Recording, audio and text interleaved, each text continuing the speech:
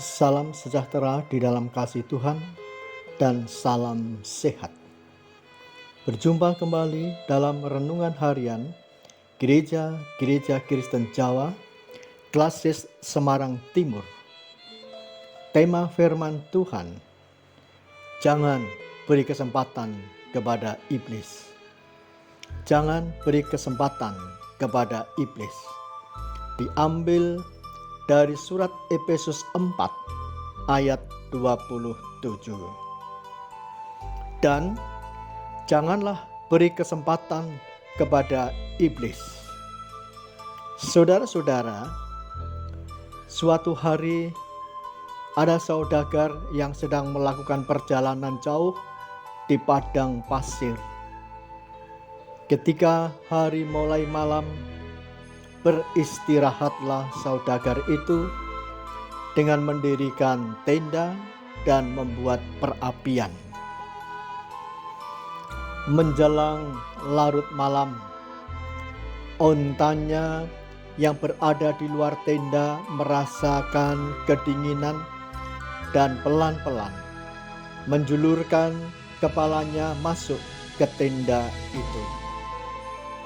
Melihat majikannya diam saja, lalu onta itu mulai memasukkan semua lehernya, dan majikannya pun tetap membiarkan saja. Maka lama-kelamaan onta itu memasukkan semua tubuhnya. Dan saudara, apa yang terjadi? Tanpa disadari saudagar, robohlah tenda itu dan mengobrak-abrik isinya. Saudara-saudara,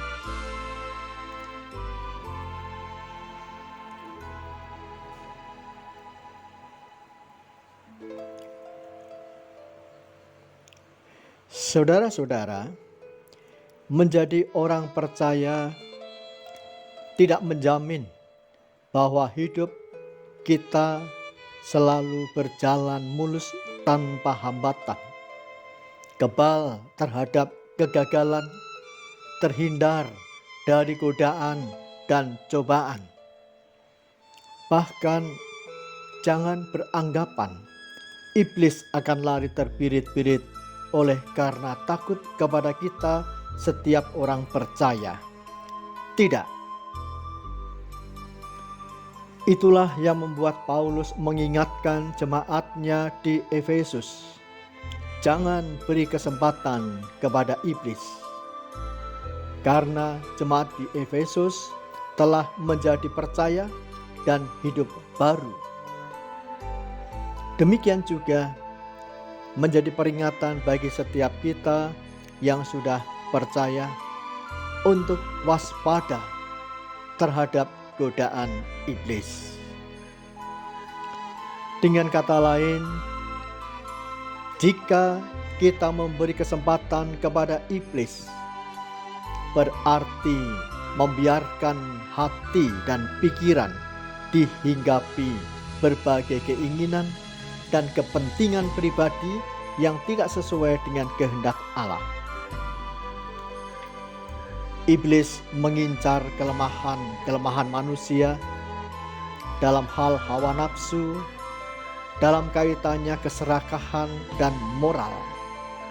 Tidak hanya dalam persoalan seksual, melainkan juga di dalam hal nafsu serakah. Semua dijalankan sendiri dengan meremehkan yang lain. Hal-hal tersebut dapat memicu kemarahan dengan keluarnya kata-kata kotor yang tidak pantas dilontarkan. Jikalau itu terjadi, maka iblis telah memenangkan pertandingan. Oleh karena itu, saudara-saudara, jangan beri kesempatan kepada iblis. Itu pertanda bahwa kita harus berjaga-jaga. Sebab yang dinamakan kesempatan satu hal yang tidak mungkin terulang lagi. Maka jika kita lengah, berarti kesempatan iblis untuk menyerang. Ingatlah bahwa iblis suka traveling dari hati satu ke hati yang lain. Dia mencari tempat yang nyaman di hati kita untuk bertamu.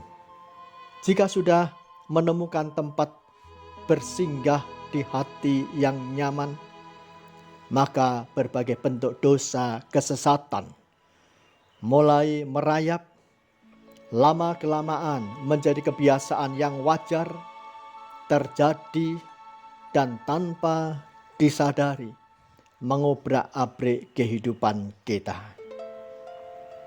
Paulus mendorong jemaat Efesus dan setiap kita untuk senantiasa hidup baru dengan ramah seorang terhadap yang lain, penuh kasih dan pengampunan, dengan menjaga kekudusan hidup, agar kemenangan senantiasa di pihak kita.